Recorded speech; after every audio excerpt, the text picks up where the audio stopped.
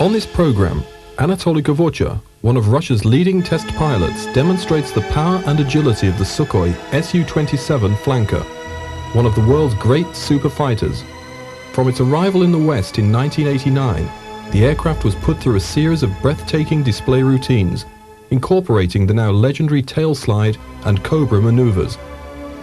The impact made by the Su-27, with its revolutionary design, was to immediately set new standards in fighter aircraft production.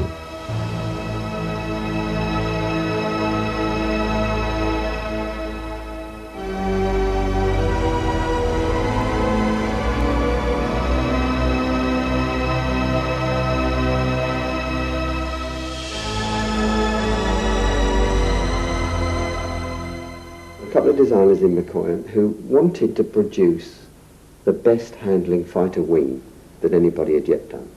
That was their personal aim. And with what we would call PV, private venture money, with the budget that Mikoyan had got for its own internal development, they set about trying to develop such a wing, these two lads. They had an awful lot of time in wind tunnels. 60,000 hours was mentioned, and they were designing a wing, not an aeroplane, a wing. Just the wing. No engines, no cockpit, no tail, just the wing.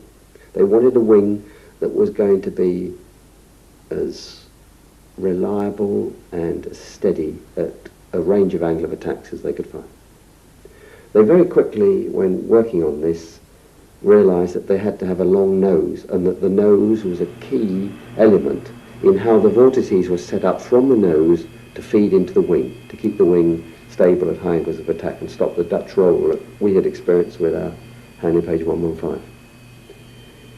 So once they got this nose, this slightly curved nose, and its associated strength at the beginning of the wing and so on, going, and they then were able to demonstrate these superior qualities in the tunnel, they then set about putting on fins and rudders and cockpits and engines and intakes, and spoiling the original concept as little as possible.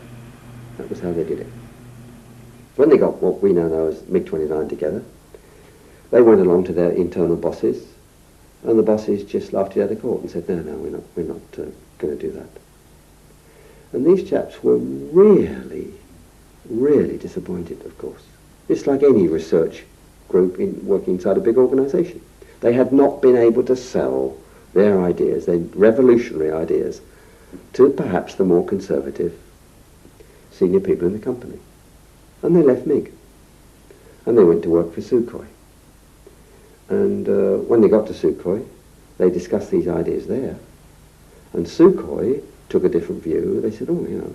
And so Sukhoi had a look at it themselves, and they thought it was excellent. So Sukhoi then set about designing what we now know as the Su-27. And this eventually finished up, a model of this, in the tunnels that were now shared. They were above all of the aircraft companies. Do you see what I mean? The aircraft companies had their own facilities, but in the end, the main Russian facilities were centralized and shared. And of course, as soon as this model started appearing in these central facilities, then of course Mikoyan realized what was going on. And there was this immediate decision taken that Sukhoi would continue with this design to do a big, heavy, long-range interceptor, and Mikoyan would take the same concept and would do the short, tactical range, multi-role version of it.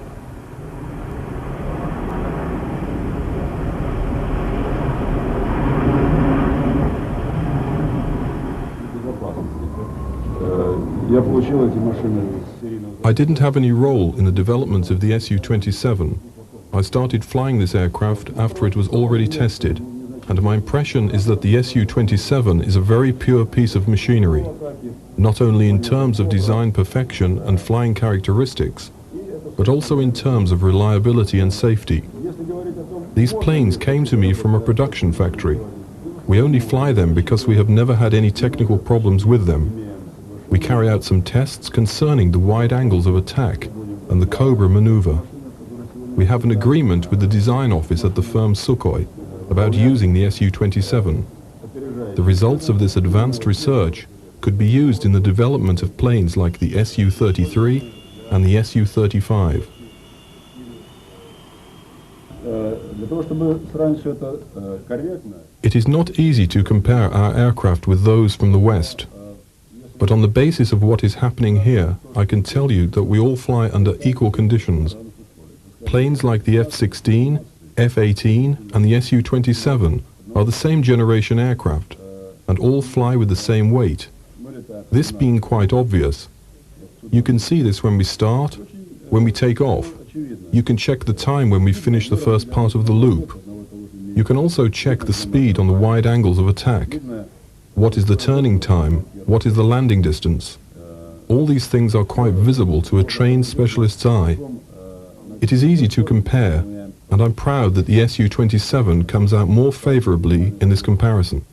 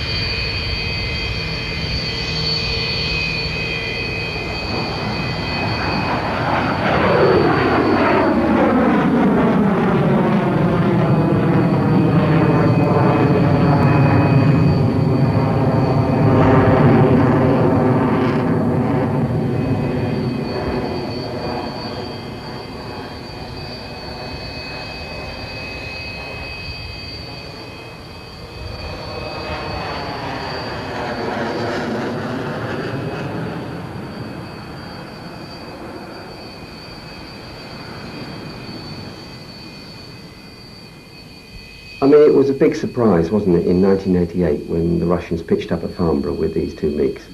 I mean, it was the first time in the West, we'd seen any of their military airplanes up close too. I mean, I guess the odd military attaché and semi-professional spy wandering around Russia had seen a few things, but the ordinary bulk of the guys, you know, in the aircraft industry in the West had not seen these things. Come Paris the following year, they not only brought a couple of MiGs, they the Russians, but of course Sukhoi turned up with Su-27. And I shall never forget watching his first display at Paris. I was standing on the British Aerospace Chalet with a whole raft of very senior people, some of them service officers, Royal Air Force officers, some of them designers and test pilots in British Aerospace. And Viktor Pugachev, who was their chief test pilot, he did a 360, just an ordinary 360-degree turn in this thing. And Peter Martin, who was a big friend of mine, and we'd been on a Hunter Squadron together, he looked up from his watch and he said, "That only took 10 seconds. Now, a 360-degree turn done in 10 seconds means that you have an average turn rate of 36 degrees a second. We at that time were hoping that our next generation fighter airplane would be able to achieve 25. Here was an airplane, you know, I mean, and turning to, when you have forward-facing armament is what it's all about. You've got to turn to bring your armament to bear on the enemy. And he said, that was 10 seconds. And at that point, the chap broke onto the downwind leg and we thought, it's all over, he's just going to land now. And then suddenly on the downwind leg, this airplane just went like this. And flew around the corner and landed. And we couldn't believe what we had seen. It may seem a little strange if I say that what you see at an air show has implications for what a military airplane can do in war. Because some people would see an air show as just a circus act. But if you're an insider and if you're in the business of developing and flight testing fighters, you can recognize limits on how those airplanes are maneuvered. And equally, you can recognize when the limits are not there. And we saw these aircraft being taken to the vertical, come to a stop, slide back down, light the reheat, and fly away. Not once, not twice, but time after time, routinely.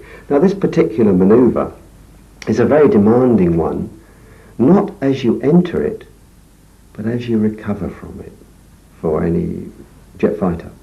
It's demanding because once the airplane has gone up here and stopped and starts to slide back, the only way out of this maneuver is to lower the nose. And as the airplane comes down like this, the air is coming at it from 90 degrees underneath. It is, if you like, fully stalled. Now normally we only allow the air to come at our airplanes up to about 20 degrees, 20, 25. Why? Why do we have this angle of attack limit of 20, 25? Well, it means, it is because if you exceed that number, you're going to lose control of the aircraft, normally in roll, sometimes in yaw. Well, these guys were just doing this maneuver, seeing the 90 degrees angle of attack, falling down from dead steady, never any yaw off. They had got a symmetrical airflow on this airplane. How had they achieved it? Didn't know. What about the engines? As they were starting to slide back, they were lighting the reheat. You could physically see it. Now, our Western engines are normally very severely restricted in, or limited in how and when you can light the reheat. They didn't have any of these limits. So we were fascinated, and I thought this means that they can do manoeuvres, of course, in combat, which we wouldn't risk doing. Or, more importantly, even if they don't want to actually come to a stop, they are not all the time thinking in combat, I mustn't get my airspeed get below so much, I mustn't let the angle of attack get above so much, like you are in one of our traditional Western airplanes. So you've got half your mind thinking about the enemy when you fight a limited aircraft, an aircraft with hard limits on it. You've got half your mind thinking about what the enemy is doing, and half the mind thinking about what I must not do with my aeroplane from an aerodynamic point of view. That is not such a relaxed situation, of course, as sitting there thinking, well, I can do anything that is necessary in my attempt to follow this guy or to chase after him. So it just, it blew our minds what they had achieved. Anatoly Kavocha was to become the center of media attention in 1989, following his miraculous escape from a MiG-29 crash during a display routine at the Paris Air Show at Le Bourget. Today, disaster smashed Soviet pride in their fighters. A Fulcrum performing a difficult maneuver at 500 feet developed engine failure. It lost power and slid into a vertical dive. The pilot ejected 2 seconds before impact. It seemed he could have no chance of survival. But medics who reached him almost immediately said pilot Anatoly Kirchur was conscious and able to speak. It was a miraculous escape, witnessed by other Soviet pilots. Kirchur is expected to leave hospital tomorrow, when flying demonstrations will resume at Le Bourget. Что касается происшедшего, значит, The International Committee decided that the damage to the right engine was caused by a bird, a medium-sized bird like a seagull. Most engines could not withstand this, and in my case the engine simply stopped. This is called the stalling breakdown of the engine, but at the time I was not worried about what it was called. All I knew was that the engine had lost power, and that it was impossible to continue flying with one engine. If I had been 100 meters higher, I could have saved the plane, but with considerable risk to the public. Even so, it was very risky to perform such flight tests above a crowd of 50,000 people. I lost some time when I tried to save the plane. I made several unsuccessful moves, which didn't allow me to leave the plane, and when I realized that all my attempts had come to nothing, I turned on the afterburner of the left and right engines with a small interval, in the hope that the right engine would return to normal. The left afterburner came on, but the right was still dead. In that situation, it was important to guess what would happen when the afterburner in the right engine would light up. The plane began to turn over, spinning on the right side. If the second engine had started to work, the trajectory of the plane would have changed, and the plane would have fallen in the direction of the crowd. It could have been dangerous, but fortunately, I didn't lose much time on this, about 2 seconds I think. Then I realized that the plane was spinning towards the earth, and I catapulted from the plane.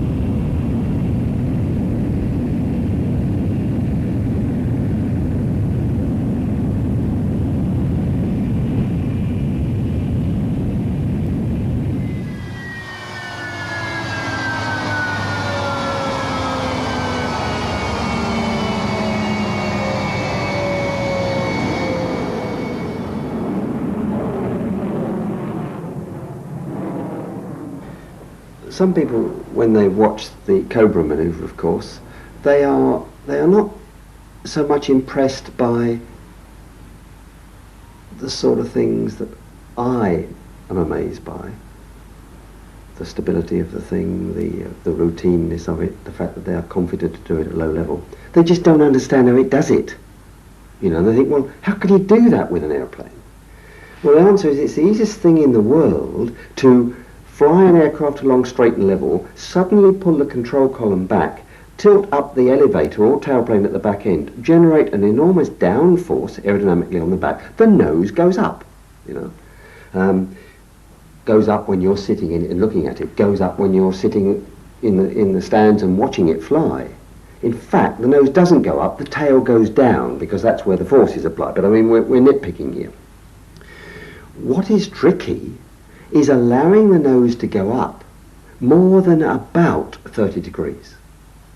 Because that is the point at which an ordinary wing stalls. All the airflow, which was smooth and streamlined and going about its ordered business, breaks down into a series of vortices and in generally a mess. If you persist in that, and you could do with any airplane, you could persist with a Harrier, you could persist with the Tornado, an F-15, anything like that. If you persist, you will now generate asymmetric disturbances. Your aeroplane will no longer remain symmetric because the flow has broken down into a load of disorganized rubbish. And inevitably, that means that the nose will move to one side and the wing will roll down. This means that you finish up with more lift on one side than the other and the aircraft goes out of control. The trick with entering the Cobra is to have an airplane which, despite this very high angle of attack, remains totally symmetric left and right with its airflow pattern.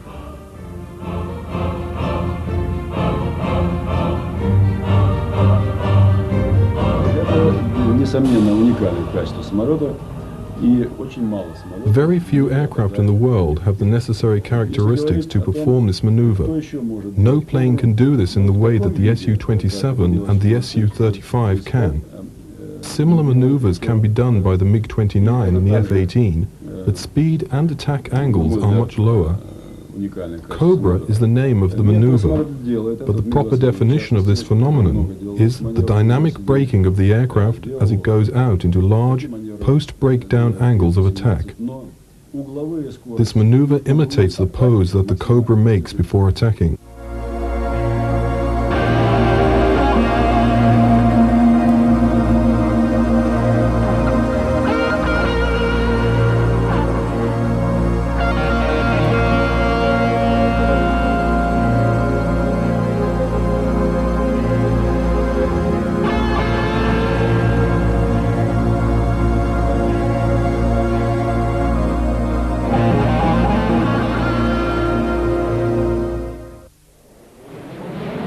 From its conception in 1969, the Su-27 Flanker continues to enthrall audiences worldwide with its spectacular display routines.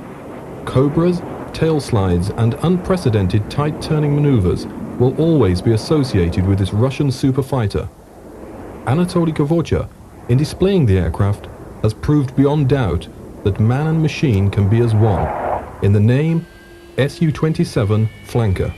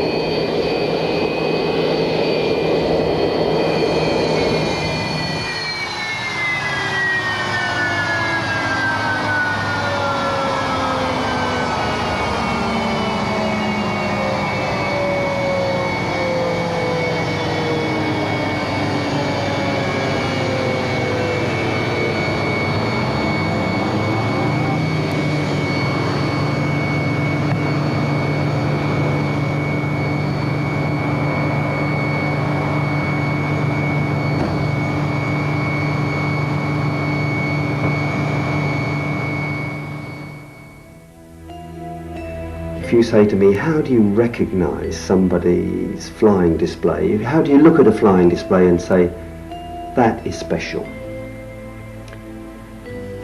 It's about several things. It's about the way the manoeuvres flow from one to the other. The real star just makes it look easy. It's the same when you see an ice dancer, it's the same, you know, any of these things. It's the finer point, I know, and I'm struggling to express it in other than those general sort of ways. But when you watch somebody who is very competent, but still not in quite this class that I'm talking of, this top class, then you're more conscious that they do a manoeuvre, and there may well be 3 or 4 seconds then where the aircraft is flying straight and level and it's getting itself ready to do the next manoeuvre, or it's getting itself ready for its next pass.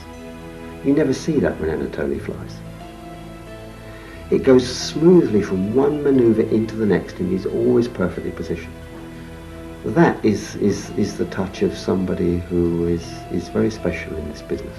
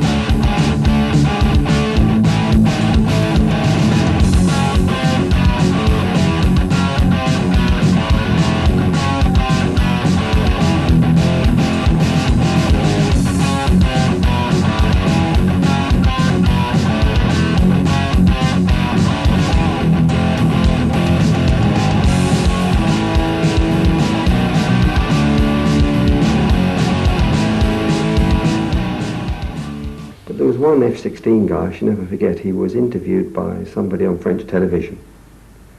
And this chap was in a state of mild shock, having seen this manoeuvre done. And he was an honest guy as well.